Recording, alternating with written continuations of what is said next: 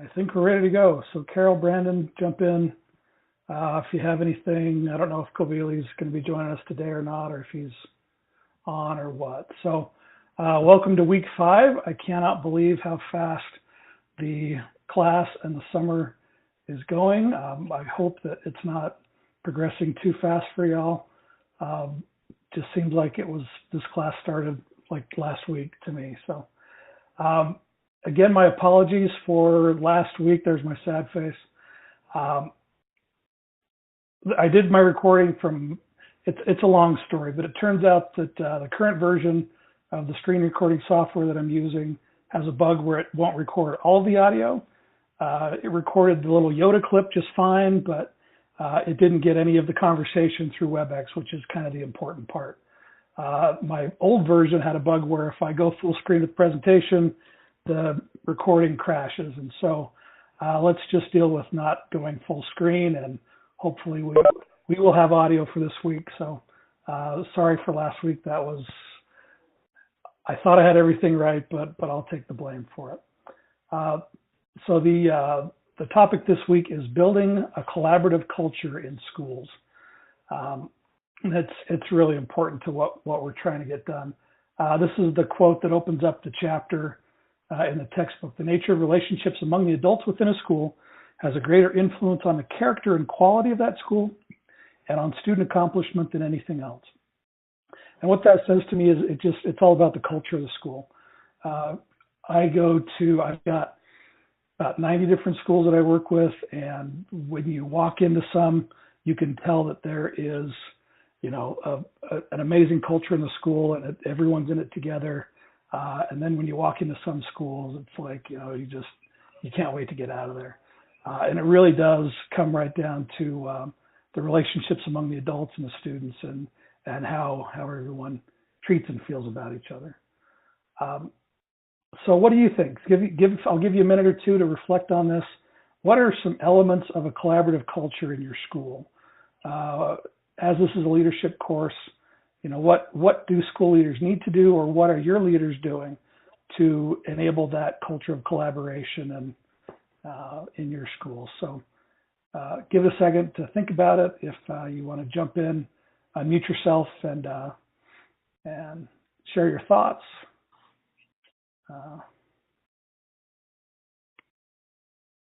Don't be afraid. Carol, if you want to share anything, I didn't prompt you to tell you I put you on the spot, but. Sure, I'll share. So I think the elements of a collaborative culture, it's really helpful when the principal can help with like scheduling, for example, where your team has the same prep time as each other, so that you have that time where you can collaborate with each other built in to your schedule for the week or the day or whatever. That's really helpful. And then it's also really helpful when the principal or the leader of the school can expect that. Do you know what I mean? Where they're expecting that you are going to collaborate together, that you're going to work together as a team, and that this is how we do things here at our school. Right. And that kind of comes back, I'm just catching up on grading, but I know a lot of people in one of the discussions talked about, the need for that deep reflection. And I think that's part of it. And if it's either expected or there's just no time in the day for it, and those can kind of contribute to the culture and as well. Good thoughts. Anybody else? Hey, Clint. Yeah.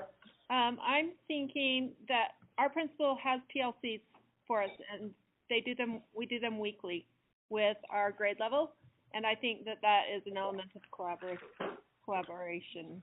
And then we have district PLCs to work with the other teachers in our same grade level. And they're done effectively. I'm guessing that it's more than just saying, hey, go meet with your PLC. I'm sure there's some guidance and some enthusiasm and things like that involved. Oh, yes. And our principal's been the guiding person in that. Perfect. Good thoughts. Thank you. Anybody else? So to go along with that, I'm at the same school that Colette is. And so with those in our PLC, we have the principal, we have one of the district instructional coaches that's assigned to our building, plus we have our special ed person in there with us also. So that's weekly. And so we go through anything we need to weekly on that. We have an agenda, we have idea, we go through data, We talk about problems that need to come up. But we've also been in a grant the last couple of years, an A2A grant, where we've had a leadership team that's gone to these meetings and things like that, and then we bring it back. And so instead of the principal always telling us all these things, it's other teachers as part of the team presenting to the rest of the school. And so we're trying to adapt. I've seen a big change where we're trying to adapt, where we're going from this little class of kids is just my kids and that's all I'm going to worry about, where we've started going and cross-observing. So we're sending teachers out, and if I'm third grade, I'm going to go observe a sixth grade, I'm going to go observe a second grade, I'm going to go observe, and we're observing one another and stuff. And then coming back and talking about great things we saw, all of that kind of stuff. And so it's really helped a lot. So we've realized that this whole school are our kids, not just my kids in my class right now. What happens in kindergarten, first and second affects me. What I do or don't do affects fourth, fifth, and sixth. And so we're trying to figure out what are ways we can all help each other to make these kids be the best that they can. Awesome. And Rachel, I didn't prompt you before our meeting today at all, did I, on anything? Okay. Because on the next slide, I basically say exactly what you just said. So Sorry. Good job. And then A2A, remind me what that is. Assessment to achievement. Okay, great. Thank you. Anybody else want to share? Good thoughts. I like it. Okay. And so these are the things that are in the book except for this one. And that's the one that I kind of added, and that's exactly what Rachel hit on. Really, I think an effective culture in your school and that, that collaborative culture is that it's everyone's responsibility in the school for students to learn. So it's not like the language arts teacher has to be the only one that's teaching the kids how to write. It's the job of the PE coach and the foods teacher and everything. Everyone should be writing and reading, on grade level and writing, in every aspect of school, across the board. So fantastic. So putting relationships first, making sure that, you're treating each other well, trust each other. You've got that collegial environment, a shared vision of where you're going and what needs to happen, people's needs at the forefront, and then modeling effective collaboration. So the reading this week kind of goes through each of those different areas and discusses that building a collaborative culture. Any other comments before we move on? Okay, thank you. Appreciate that input. So, and I just kind of like this. I thought this was a nice festive summary theme for the week. So hope you enjoy my fruitiness. So the assignments for this week, read chapter 4 from the book, Building a Collaborative Culture. The discussion for this week, there's 4 prompts there. What are your guiding principles? Principles, not principals, for how you operate and work with others. Why do we exist as teachers? What do we want to create in our schools, in our classroom? What do we want to come out of our schools? And what should the school look like to support the needs of today's learners? So that's the discussion. That's going to be, again, an enhanced discussion post by Sunday night, and then your final replies and everything due by next Wednesday night. The assignment for this week is on Gear 4, Data and Privacy. Let me bring that up real quick.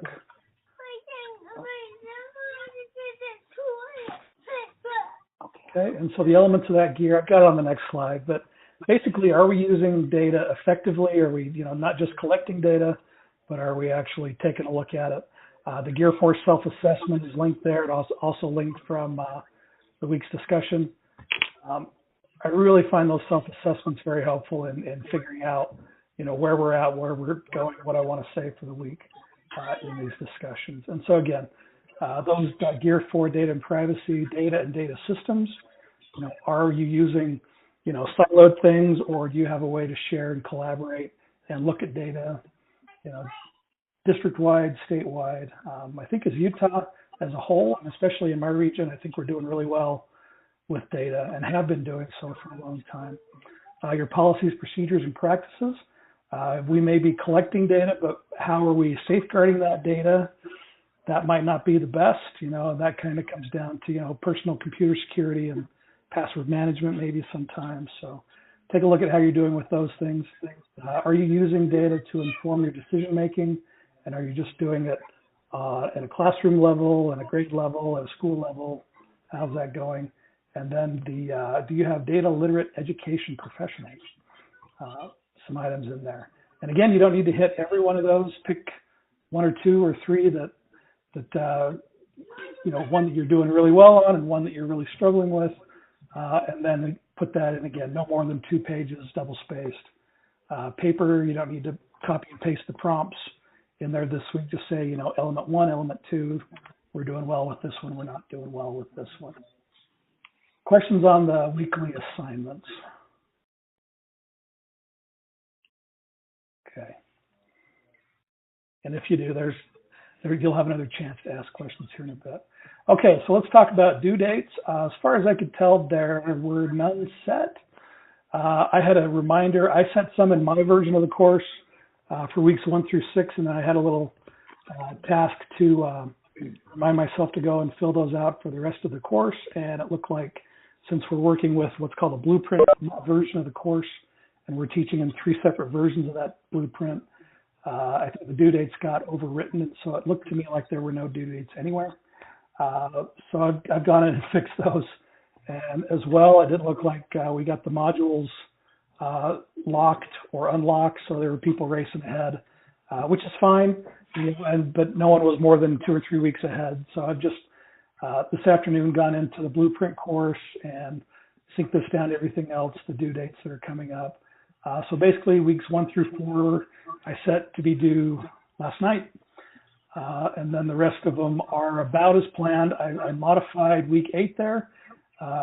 Week 8 came due on July 4th. And I didn't want you guys, submitting your Canvas homework, while the fireworks and everything were going. So we extended that week out to the 8th, the Sunday of that week.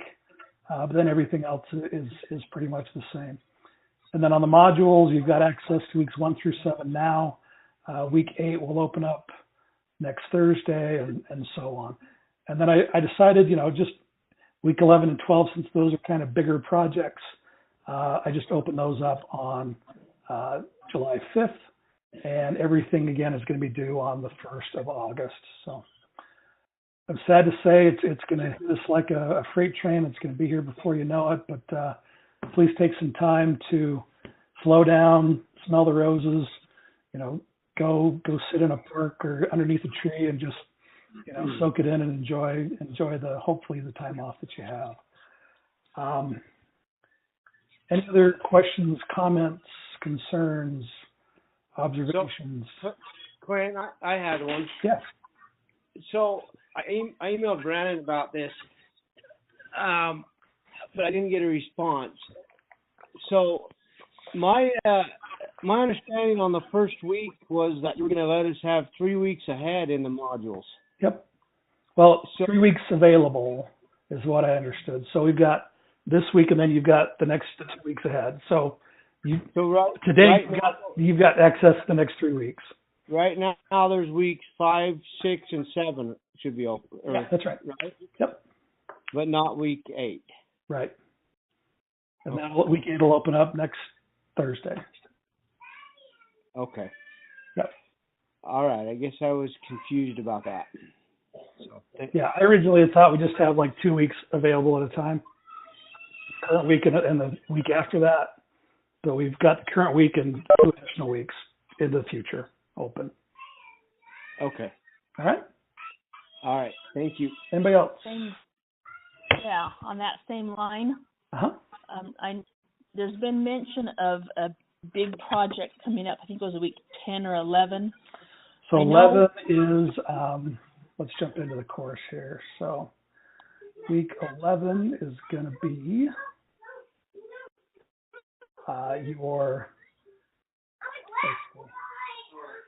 ISTE standards. Basically, week 11, you're going to be planning a training, or is this is the discussion? Sorry. Okay, week 11 is your lesson plan modification. So you're going to augment something you're currently teaching, and integrate some technology into that. You can see that now. Can we see it now? I know we can't submit anything. I think we're completely locked out. What I'm hoping is that we can get a PDF or something of the project so we can know what we're working toward, even though we can't start working on it yet. Yeah, that's fair. That's a great point. I will turn these into pages and link to those off the home course so that you can see what those are. Yeah, that's a good point. I appreciate that. All right, future Clint jumping in here on himself. I have added that from the home course. I was going to add the links right on the home page there, but if I did that, then your instructor information would disappear. So to find the information on the two big projects, the technology training plan and your lesson plan modification, head to modules. And then right here in getting started, week 11, lesson plan modification, assignment details, week 12, tech training, assignment details. Those have been published and synced down to your courses and has all of the information for those two assignments. And you can access that anytime between now and the end of the course. Thank you. Okay, I've got that listed there. I appreciate that. And then week 12 is going to be your technology training plan. You're not going to be expected to do the training before week 11. Where do we go? Modules. So your job is going to be to plan out a technology training for your school, for your district, whichever tech training workshop creation there is. But we need to have your plan for that, you know, what you're going to train on, when you're going to train it, what the audience is going to be, any slideshows, handouts, visuals, whatever. And those options are there. So those are the big things coming up. We have those, I know, back in weeks in the slides for week 3 and 4. I didn't copy those over to this week, but I'll just make those a page off and link them off the home page so you guys can get to those. So can the training be on pretty much anything that we want to do that's about the technology? That we've covered throughout the whole course, yeah, the last 2 years, yeah. Yeah. So since like last September? Yeah. Can be any of those? Okay. Mm-hmm. Or anything that your school needs. I mean, if there's something that, I mean, maybe you've got a new system, new program, new tool coming. If you're involved with that and you want to, if you're going to be training on it anyway, turn that in as your training plan. Whatever. This is part of building leadership. We just need you to, be in front of more teachers and just instead of you're muted, Nicole. I'm not a leader. Nicole, go do this, and I will do it. Well, I'm telling you to go out and be a leader. Baby steps, just to get your, this will be your first step, and then maybe we'll see us presenting at USAT or Rural Schools Conference next year. So. There's still a spot available, Nicole, for July, if you want to jump in Ursa. Yeah, and that would count. If you present Ursa, we'll make room for you, and that would count. Yes, we will. We do have a really good schedule. I should put the link there. We'll list that next week. The schedule is now live with session descriptions and everything for the Rural Schools Conference. Maybe we'll throw that into a slide here. I will put a plug in for that. It is a really good conference. I really liked it last summer. Yeah, it is great. Let's see. Rural. There it is. I'm just going to go grab the scheduling because I have it open. It's right there. Hey, look at that. So, 20118 Utah Rural Schools Conference.sketch.com. We'll put that in the slideshow as well. But if you go there, we've got all the sessions listed. They may not be pretty and color-coded yet, but they will be. There's Brandon doing a mystery Skype session. Slice and dice data like a ninja, advanced Google Forms and Sheets by some joker named Clint Stevens. Should be a good conference. Oh, you suck. I may have just lost that last little bit. My recording may have stopped, but I've got the other recording. It'll be okay. We'll see what, let me record again real quick. See, whenever I do something, I think I got most of it. I think it just happened when I switched screens. So go to Rural Schools Conference. Again, here's the link to, let me just duplicate this slide. See, when you're in technology, you always have to have a backup plan and be willing to adapt when things go wrong. Where'd it go?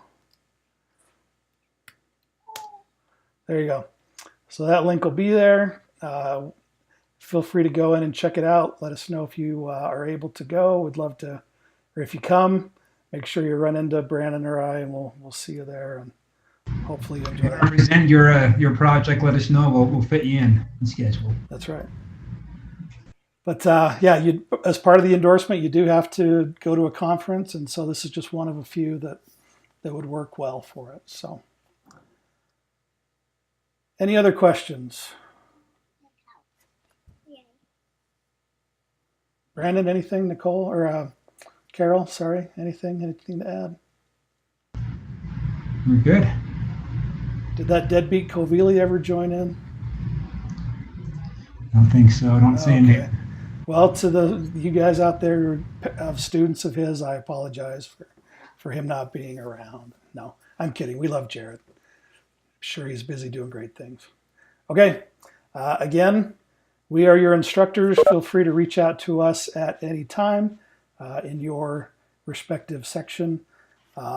And thanks for being here today. In case you were wondering where I was a couple weeks ago when I was AOL or Away Without Leave or whatever, my uncle has been donating to the San Diego Zoo Safari Park, the Wild Animal Park, if you've been down there to it in Escondido forever. And so we got invited to go to a new exhibit opening called Walkabout Australia. We're actually walking in and amongst the kangaroos and the joeys and the geese and the cute little animals, and then they have people walking around sharing other cute little animals and things like that. So we were there for a day, and then my uncle and I like to golf, so we turned it in the next 3 days of that into golfing a few different courses in San Diego and in Palm Springs. So I was off playing and having fun and taking selfies at golf courses. So I appreciate you guys letting me be gone for that. Anything else? Okay, I'm going to stop sharing my screen. And everyone, thanks for coming. We appreciate it. We'll see you next week. Have a great week. Have a great weekend. Thank you. Yep. See ya. End meeting. Whoops. I want to stop recording first. Thanks, Clint. Yep. Oh, the recorder stopped by itself too. What happened? Oh no! It didn't like when I switched screens. So You can't switch screen. Hey, well, but I started the recording back up again. So hopefully it was just Yeah, a little bit of Rural Schools that dropped out of there. So all right, I'll let you know. We'll have most of it there, I'm sure. So Okay. all right. Oh, it does say Thanks, recording. Clint. Never mind. I guess it's recording in front of my screen. Okay, so stop recording. So we'll have something the whole time. Okay, stop recording. Sweet. All right, I'll get it posted. Thanks, guys. All right, hey, thank you. Yep. See you.